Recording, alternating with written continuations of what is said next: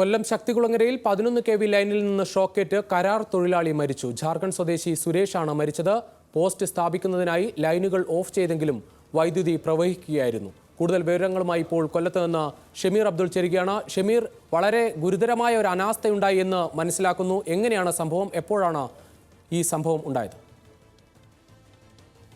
രുചീഷ്, ഉച്ചയ്ക്ക് 2 മണിയോടുകൂടിയാണ് ഈ സംഭവം ഉണ്ടാകുന്നത്.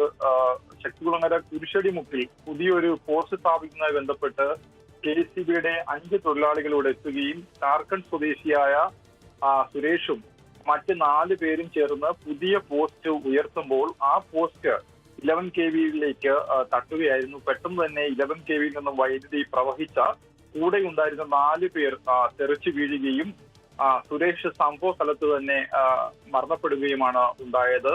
സുരേഷിനൊപ്പം ഉണ്ടായിരുന്ന 4 പേരെയും ഇപ്പോൾ കൊല്ലം ജില്ലാ ആശുപത്രിയിലേക്ക് മാറ്റിയിട്ടുണ്ട്.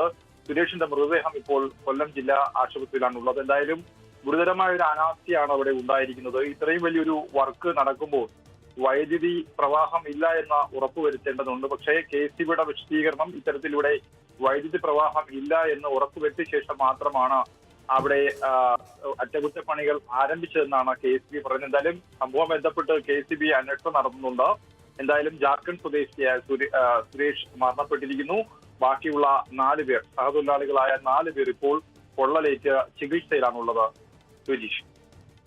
ശരി ഷമീർ, കൊല്ലം ശക്തികുളങ്ങരയിലാണ് ലൈനിൽ നിന്ന് ഷോക്കേറ്റ് കരാർ തൊഴിലാളി മരിച്ചത്. പോസ്റ്റ് സ്ഥാപിക്കുന്നതിനിടെയാണ് വൈദ്യുതി പ്രവഹിച്ചത്. കൊല്ലത്ത് നിന്ന് ഷമീറാണ് വിവരങ്ങൾ നൽകിയത്.